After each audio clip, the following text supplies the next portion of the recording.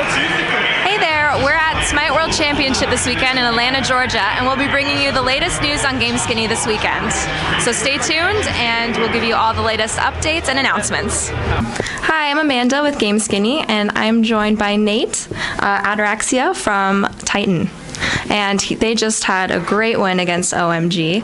A little bit of a rougher start, but I heard you saying that you were using that to your advantage to kind of come out of the... do you find that a lot of the teams are underestimating you guys? I think maybe a few, yeah. Mm-hmm. Back in the EU regionals, which we won to get here, a lot of the teams underestimated us there, and we kind of used that to our advantage. So I say that our strategy for the OMG game was to, look a bit rough early on, so people think we're not as great, and then we win. Is that something you're gonna keep doing throughout the? No, I think maybe we'll try a bit more, make it a bit less close next time. And what do you think of this event? It's fantastic. Hi-Res have really outdone themselves. It's so professional. I mean, in the dressing room now with the press stuff, it's. I've never been to anything like this, and it's a fantastic experience. Yeah. Do you find, it's a huge crowd right now. It's only going to get bigger as the weekend goes on. Do you find when you're on stage playing, is it distracting having such a large audience? And for me personally, I absolutely love it. I find, when you make a big play and then the crowd cheers, it just motivates you to play better and better. So I'm a firm believer that for me personally, at least, I play much better on stage than I do off. So yeah. Do you hear anything? Do you hear the commentators? Or is it you just can't hear that. You can just hear the crowd roaring when something happens. It's good. And does that affect your communication with the team at all? That's one worry going into this, is because with the voice communication, you can either use push to talk or voice activation. Yeah. And there was a worry that the crowd might trigger the mic, but it's been fine. There was no issues. It was Hi-Res have done the homework, and great. Yeah, it's great. I think they have much better discipline, in general, gaming orientation. So if you give them a year or something, they're gonna. We're probably not gonna come back this easy. It's gonna be rough. They were definitely out to play here. You can see them with the amount of time they had, they're really showing.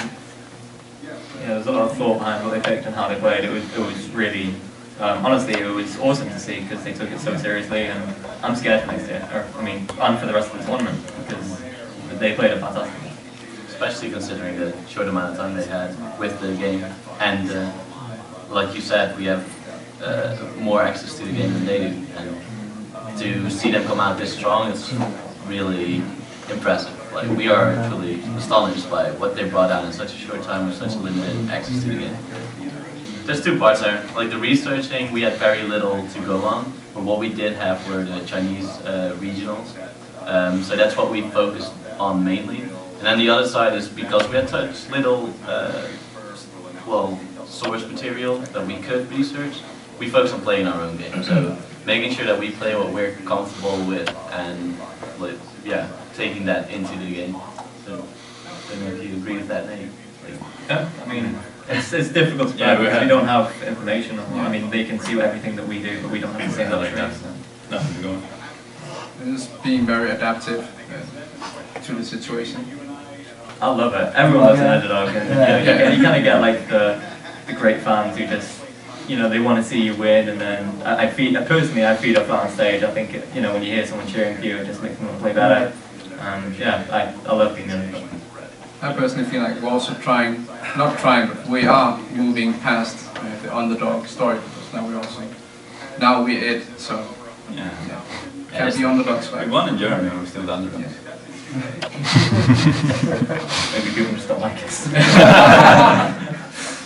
I'm excited to play Barracuda. Barracuda, for me, is the best ADC, sorry Snoopy, in NA, and I'm excited to lane against him to really see what I've got. So that's, for me, God Prime and Barracuda. Snoopy did the first blood. Yeah, Snoop, 100% of death in this game. I'd say it's clear, because we've been screaming as kids since we got her, and we haven't really been shining, so it would be good to beating us. I'm looking forward to playing against PBS. I'm going to take his time.